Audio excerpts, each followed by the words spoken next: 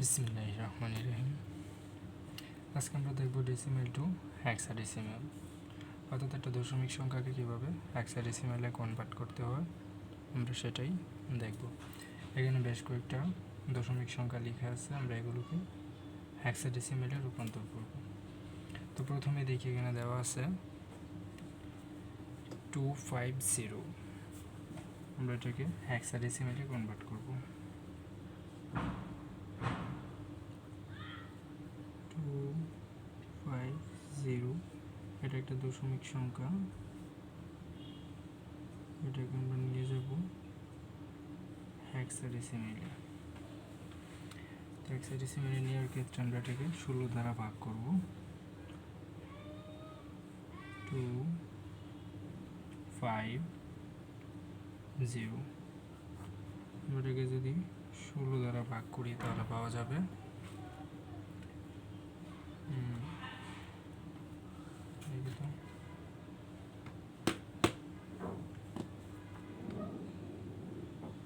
15।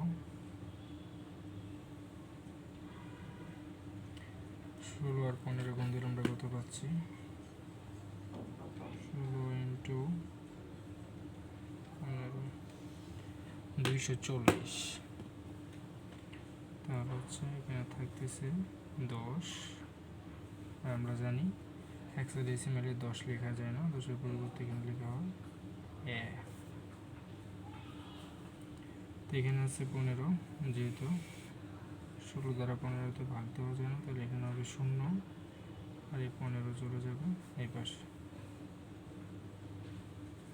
15 সমান এফ। তাহলে আমরা যদি এখন সাজিয়ে লিখি তাহলে পাবো, সুতরাং 250 এটা দশমিক সংখ্যা, এটার হেক্সাডেসিমেল মান হচ্ছে এফ এ।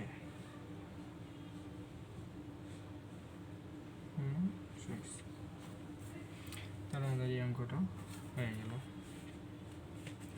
তারপর এখানে এটা ভগ্নাংশযুক্ত সংখ্যা দেওয়া আছে, এখন আমরা এটা দেখব। এখানে দেওয়া আছে হচ্ছে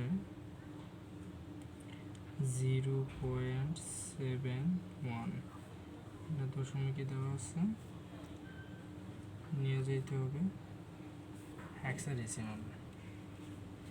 তো আমরা জানি হেক্সাডেসিমালে ভগ্নাংশযুক্ত সংখ্যা নিয়ে যাওয়ার ক্ষেত্রে গুণ করতে হয়।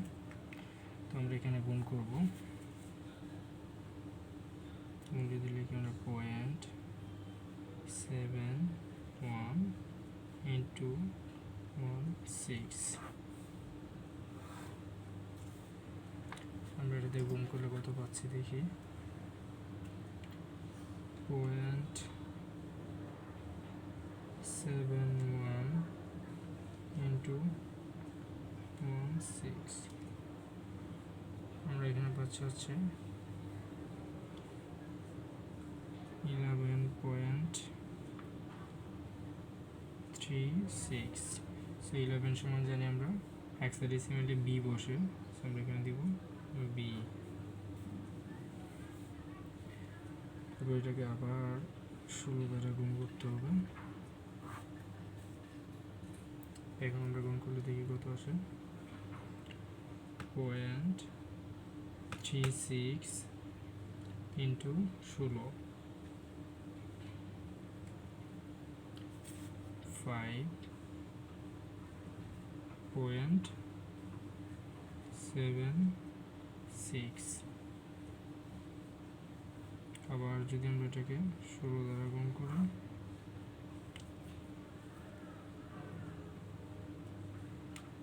0.76 ইন্টু 16, 12, 12.16।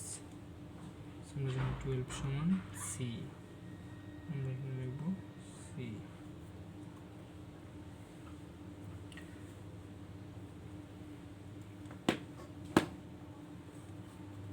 এখন যদি আমরা এটাকে সাজিয়ে লিখি তাহলে সুতরাং 0 পয়েন্ট এই পাশে লিখি এটা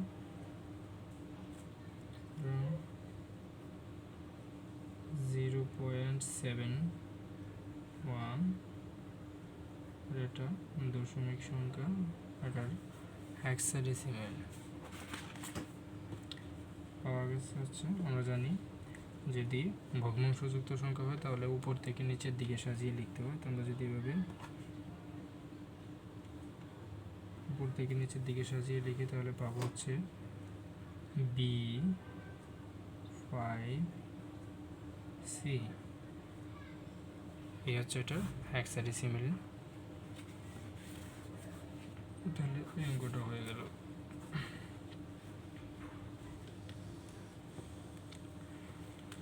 এখানে 0.71 দিয়ে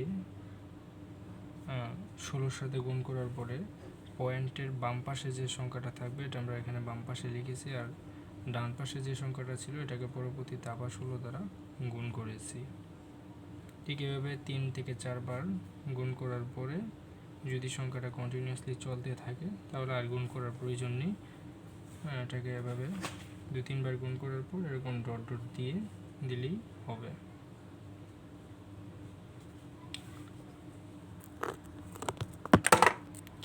তো এখানে একটা পূর্ণ সংখ্যা এবং ভগ্নাংশ দুটো একই সঙ্গে রয়েছে।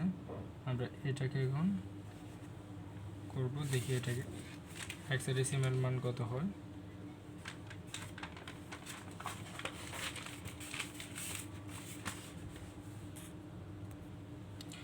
তো আমরা এটাকে নিয়ে যাওয়ার কাছে জানি যে পূর্ণ সংখ্যাটাকে বৃত্তি দ্বারা ভাগ করতে হয় এবং ভগ্নাংশযুক্ত সংখ্যাটাকে গুণ করে তারপর এটাকে কনভার্ট করতে হয়। তো এখানে আমরা প্রথমে এই অংশটা নিব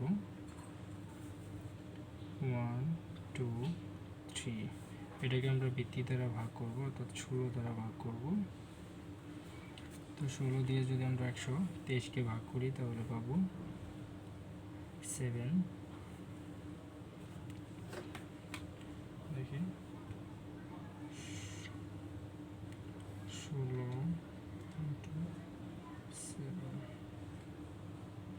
112।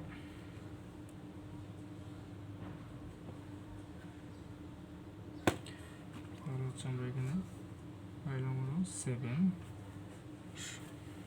7 হচ্ছে 112। তাহলে আমাদের হাতে থাকতেছে বা অবশিষ্ট থাকতেছে হচ্ছে 11 সমান জানি আমরা বি। আমরা যদি 16কে আবার 7 দ্বারা ভাগ করতে চাই তাহলে ভাগ যাবে না, এখানে হবে 0 আর 7 চলে আসবে এই পাশে। অর্থাৎ আমরা এখানে ভাগফলটা লিখেছি 16 দ্বারা যদি আমরা 7কে গুণ করি তাহলে পাবো হচ্ছে 112। তো আমরা 112 মনে মনে রেখে এই 123 থেকে 112 মাইনাস করে দেওয়ার পর পাওয়া গেছে কত 11। এই 11 হচ্ছে এই পাশে লিখেছি। আমরা সবসময় ভাগফলটাকে ভাগ করব, আর ভাগফল এবং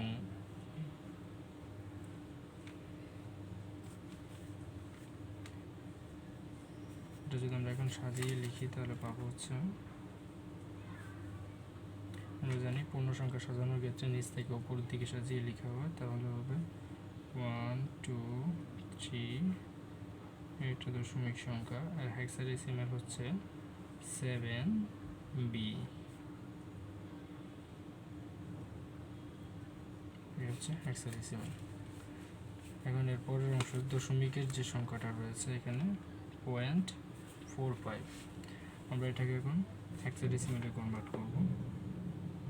0.45 আমরা জানি এটা গুণ করে বের করতে হবে, তো আমরা এটার বৃত্তি 16 দ্বারা গুণ করব। তো আমরা যদি 0.45কে 16 দ্বারা গুণ করি তাহলে কত পাবো দেখি। 0.45 × 16, তাহলে হচ্ছে 7.2, আমরা 7 এ পাশে লিখব এবং 0.20 এই পাশে লিখব। তারপর এটাকে আবার 16 দ্বারা গুণ করব।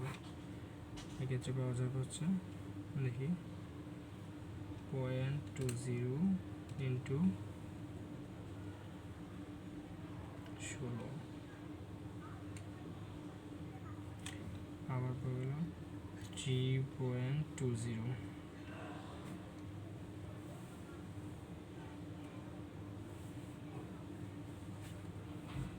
আমরা যদি এটাকে আবার 16 দ্বারা গুণ করি, যেহেতু এখানে 3 পাওয়া গেছে, এখানে আবার 3 পাওয়া যাবে, আর এখানে পাওয়া যাবে 0.20। সো এটাকে এখন যতবার গুণ দেওয়া যাবে ঠিক এই সংখ্যাটাই পাওয়া যাবে, তাই আমরা আর গুণ দিব না। আমি লিখব 0.45। এটা একটা দশমিক সংখ্যা। এটার হেক্সাডেসিমাল মান হচ্ছে, আমরা জানি এখানে উপর থেকে নিচের দিকে সাজিয়ে লিখতে হয়। আমরা যদি উপর থেকে নিচে সাজাই তাহলে পাবো 7 হেক্সাডেসিমাল। আমরা যদি একসাথে সাজিয়ে লিখি তাহলে পাবো 1 2 3.45। এটা একটি দশমিক সংখ্যা। আর হেক্সাডেসিমাল মান হচ্ছে 7B.733। এই হচ্ছে হেক্সাডেসিমাল।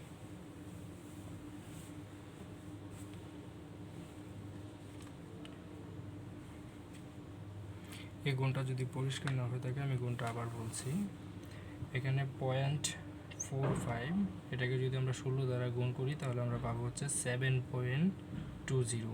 সো 7 যেহেতু পূর্ণ সংখ্যা, এই 7 পয়েন্টের আগে যে সংখ্যাটা ছিল এটা আমরা বাম পাশে লিখেছি, আর পয়েন্টের পরে যে সংখ্যাটা ছিল সেটা ডান পাশে লিখে আবার সেটাকে ভিত্তি দ্বারা গুণ করেছি। তারপর ভিত্তি দ্বারা গুণ করার পর এখানে পাওয়া গেছে 3.20।